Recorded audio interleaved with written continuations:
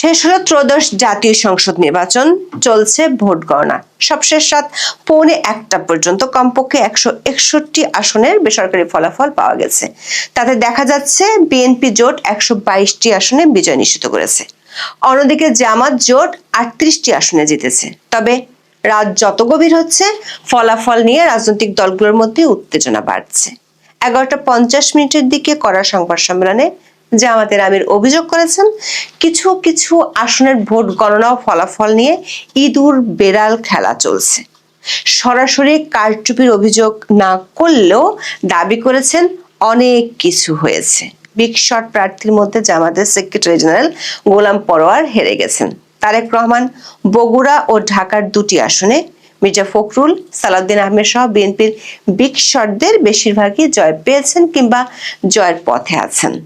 জয় পরাজয়ের যে ট্রেন্ড পাওয়া যাচ্ছে, তাতে বিএনপি সরকার গঠনের জন্য প্রয়োজনীয় 151টি আসন জিতবে বলে ধারণা করা হচ্ছে। দিনভর অপেক্ষাকৃত শান্তিপূর্ণ ভোট হলেও সারা দেশ জুড়ে নানা অনিয়মও হয়েছে। বিশেষ করে অনেক ভোটার অভিযোগ করেছেন তাদের ভোট আগেই দেয়া হয়ে গেছে। এছাড়া কয়েকটি কেন্দ্রে ককটেল বিস্ফোরণ এবং মারামারির ঘটনা ঘটেছে। ভোট গ্রহণের দিন দেশের বিভিন্ন স্থানে বিএনপির এক নেতা, এক প্রিজাইডিং কর্মকর্তা, এক পোলিং কর্মকর্তা সহ অন্তত 9 জনের মৃত্যু হয়েছে। তাদের মধ্যে কয়েকজন ভোট কেন্দ্রে গিয়ে, কেউ ভোট দিয়ে ফেরার পথে এবং কেউ কেন্দ্রের দায়িত্ব পালনকালে অসুস্থ হয়ে পড়েন। কোথাও মৃত্যুকে ঘিরে অভিযোগ পাল্টা অভিযোগ উঠেছে। প্রধান নির্বাচন কমিশনার এএমএম নাসির উদ্দিন বলেছেন, এই নির্বাচনকে তিনি পারফেক্ট বলবেন না, তবে অতীতের তুলনায় যে কোনো মানদণ্ডে এই নির্বাচন ভালো হয়েছে। তবে ভোটের হার আশাব্যঞ্জক না হওয়ায় অনেক বিশ্লেষক মনে করেন, অন্তর্ভুক্তিমূলক নির্বাচনের যে দাবি দেশীয় আন্তর্জাতিক নানা পক্ষ থেকে করা হয়েছিল, সেটির যৌক্তিকতা ফুটে উঠছে। আওয়ামী লীগবিহীন নির্বাচনে ভোট পড়ার যে হার, তা নির্বাচনের গ্রহণযোগ্যতা নিয়ে প্রশ্ন তুলেছে। নির্বাচন কমিশনের পক্ষ থেকে যদিও এখনো ভোট পড়ার হার নিয়ে চূড়ান্ত তথ্য জানানো হয়নি। বিশ্লেষকদের মতে, যে হার দুপুর 2টা পর্যন্ত নির্বাচন কমিশন জানিয়েছে এবং মাঠে যে পরিস্থিতি দেখা গেছে, তা হিসেব করলে ভোটের হার আশাব্যঞ্জক নয়। বিশেষ করে দেশের অর্ধেক বা তার বেশি ভোটার যদি ভোট না দেয়, তাহলে বোঝা যায় আওয়ামী লীগ যে ভোট বর্জনের ঘোষণা দিয়েছিল, সেটি দলটির সমর্থকরা শুনেছে। আবার দেশের অর্ধেক ভোটার ভোট না দিলে গণভোটের গ্রহণযোগ্যতা নিয়ে বিরাট প্রশ্ন উঠবে। বিস্তারিত জানতে চলুন যাওয়া যাক বিশ্লেষণে। রাত 12টা পর্যন্ত সময় টিভির লাইভ খবরে বলা হয়েছে বিএনপি জোট 122টি আসনে, আর যমুনা টিভির খবরে বলা হয়েছে 120টি আসনে জয়ী হয়েছে। বিগ শট প্রার্থীদের মধ্যে জামাত ইসলামের সেক্রেটারি জেনারেল মিয়া গোলাম পরোয়ার খুলনা 5 আসনে পরাজিত হয়েছেন। এই আসনে বিএনপি মনোনীত প্রার্থী আলী আজগর বিজয়ী হয়েছেন। সুনামগঞ্জ 2 আসনে হেরে গেছেন জামাতের প্রার্থী শিশির মনির। এই আসনে জিতেছেন বিএনপির প্রার্থী মোহাম্মদ নাসির চৌধুরী। এনসিপি নেতা সার্জিস আলম হারার সম্ভাবনা থাকলেও দলটির নেতা হাসনাত আব্দুল্লাহ, আক্তার হোসেন ও নাহিদ ইসলামের জেতার খবর নিশ্চিত হওয়া গেছে। ঢাকা ও চট্টগ্রামে বেশিরভাগ আসনে জিততে যাচ্ছে বিএনপি জোটের প্রার্থীরা। জামাতের আমির ডক্টর শফিকুর রহমান সবশেষ পাওয়া খবর অনুযায়ী জিতলেও নিজ কেন্দ্রেই হেরে গিয়েছেন। বরিশালের 6টি আসনে এগিয়ে আছে বিএনপি জোটের প্রার্থীরা। সিলেট ও সুনামগঞ্জে একই অবস্থা। বেশ বিতর্কের জন্ম দেওয়ার পর বিএনপির মির্জা আব্বাস ঢাকা 8 আসনে জয়ী হয়েছেন বলে ডয়েচে ভেলে বাংলার লাইভ খবরে জানানো হয়েছে। নির্বাচনী ফলাফলের যে ট্রেন্ড, তাতে দেখা যাচ্ছে বিএনপি সরকার গঠনের যে প্রয়োজনীয় আসন, তা নিশ্চিত করার দিকেই যাচ্ছে। নির্বাচনের পরপরে জামাত ইসলামের পক্ষ থেকে সন্তুষ্টি প্রকাশ করা হয়েছিল। দলটির পক্ষ থেকে বলা হয়েছিল তারা ফলাফল মেনে নেবে, কিন্তু রাত যত গভীর হচ্ছে, ততই দেশের নানা আসনে বিএনপি প্রার্থীদের জেতার খবর আসছে। এমন পরিস্থিতিতে রাত 11:45 দিকে সংবাদ সম্মেলনে আসেন জামাতের আমির ডাক্তার শফিকুর রহমান। তবে বিকেল ও সন্ধ্যায় তার মুখে যে জয়ের আশাবাদ শোনা গিয়েছিল, তা রাতে আর শোনা যায়নি। উল্টো তিনি পরোক্ষভাবে কারচুপির অভিযোগ করেছেন। সাংবাদিকদের এক প্রশ্নের জবাবে তিনি বলেছেন, অনেক কিছু তো হয়েছে, এখন তা বলতে চাচ্ছেন না।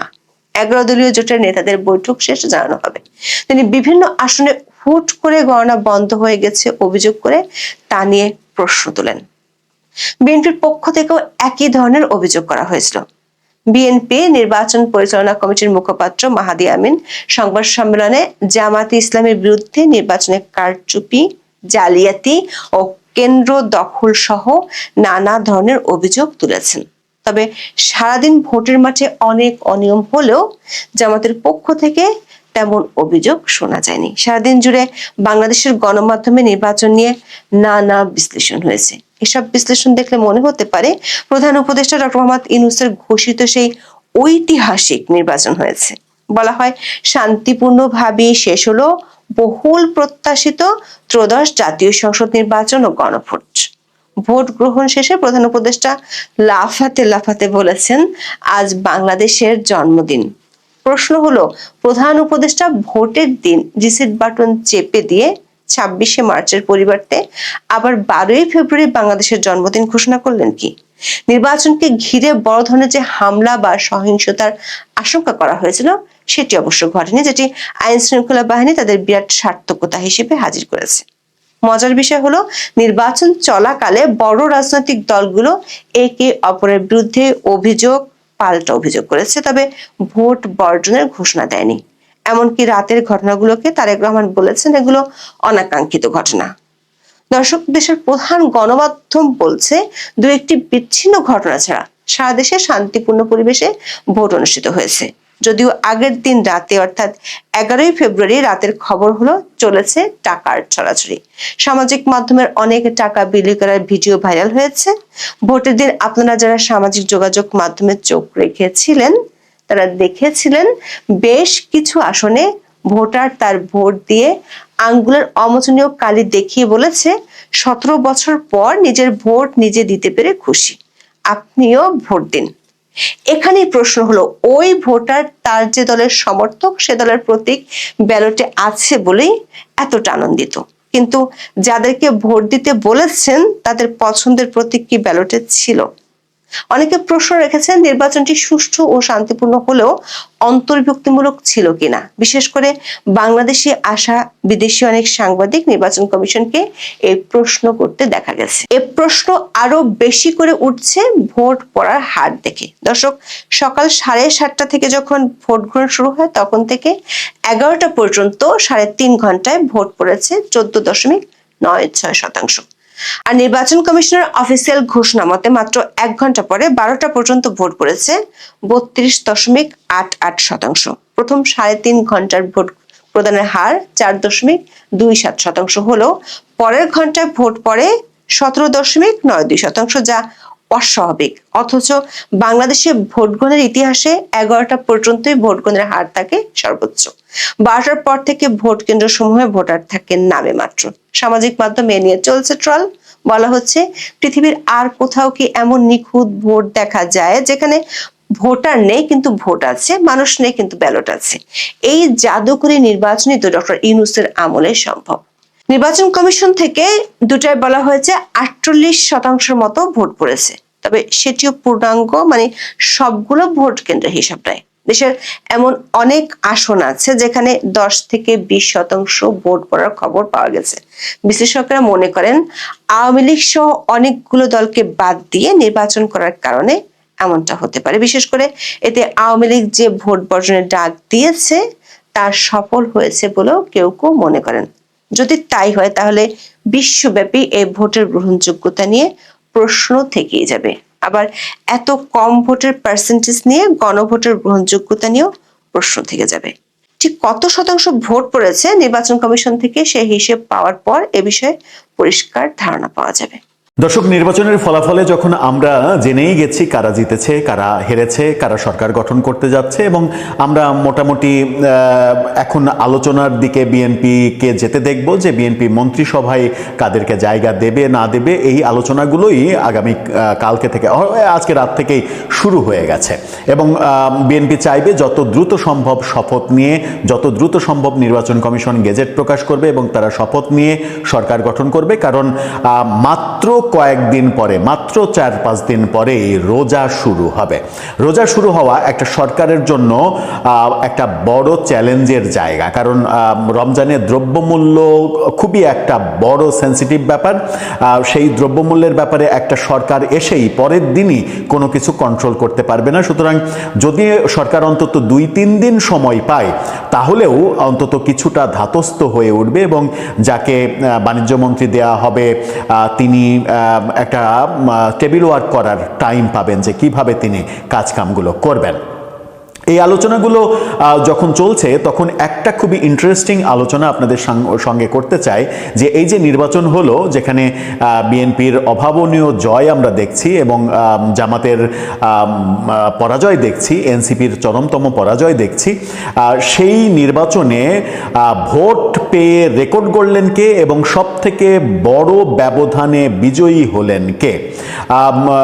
স্বাভাবিকভাবেই আমাদের মনে হতে পারে যে এই বড় ব্যবধান তারেক রহমানই হওয়ার কথা। তারেক রহমান যেহেতু বিএনপির চেয়ারপারসন, তার প্রতিদ্বন্দ্বী কোনোভাবেই মানে তার ধারে কাছে আসার কথা নয়, একটা বিশাল ব্যবধানে ভূমিধস বিজয়ে আসার কথা। কিন্তু আদতে এবারের ভোটে চিত্রটা কি তেমন ছিল? এই চিত্রে ফার্স্ট, সেকেন্ড, থার্ড এই পজিশনগুলোতে কারা এলেন, কাদের নাম উঠে আসলো, কে সর্বোচ্চ ব্যবধানে তার প্রতিদ্বন্দ্বী প্রার্থীকে পরাজিত করতে পারলেন, কে কোন প্রার্থী সর্বোচ্চ ভোট পেলেন, সেই ইন্টারেস্টিং ব্যাপারটা খুঁজতে গিয়েই আমরা দেখলাম যে আমাদেরকে খুঁজতে গিয়ে সমতল ভূমি থেকে পাহাড়ে যেতে হচ্ছে। পাহাড়ে যাওয়ার সেই গল্পটা আমরা আলোচনা করে দেখার চেষ্টা করব, যে কোন ব্যক্তি এবারে চমকটা দিলেন, যে চমকে আমরা দেখতে পাচ্ছি যে বিশাল বিপুল ব্যবধানে তার জয়। সেই আলোচনাই করবে এই ভিডিওতে, থাকবেন। দর্শক, সমতল থেকে পাহাড়ে যাওয়ার গল্প বলছিলাম, অর্থাৎ আমরা খুঁজছিলাম যে কে এবারের ভোটে সব থেকে বড় ব্যবধানে জিতলেন। সেখানে আমাদের প্রথম নজর ছিল তারেক রহমানের দিকে, এবং তারেক রহমানের দিকে নজর দিতে গিয়ে মনে হলো যে আরও কিছুটা খুঁজে দেখার প্রয়োজন রয়েছে। আরও কিছুটা খুঁজে দেখতে গিয়ে নাম আসলো হাসনাত আবদুল্লাহর কুমিল্লা 4 আসনে। সেই খবরের পাশাপাশি দেখা গেল যে না, সমতলে না, সব থেকে বড় চমকটা এসেছে পাহাড় থেকে, রাঙ্গামাটি পার্বত্য আসন থেকে।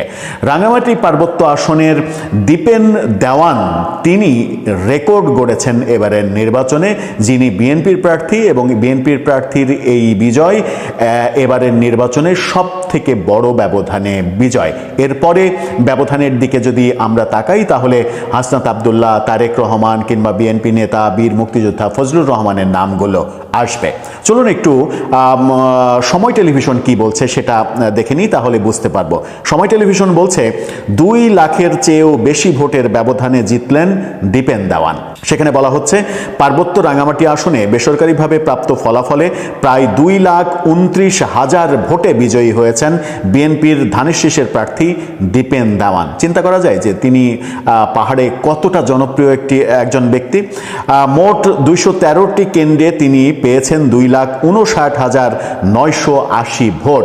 তার নিকটতম প্রতিদ্বন্দ্বী ফুটবল প্রতীকের স্বতন্ত্র প্রার্থী পহেল চাকমা, তিনিও আদিবাসী একজন, তিনি পেয়েছেন 30,992 ভোট।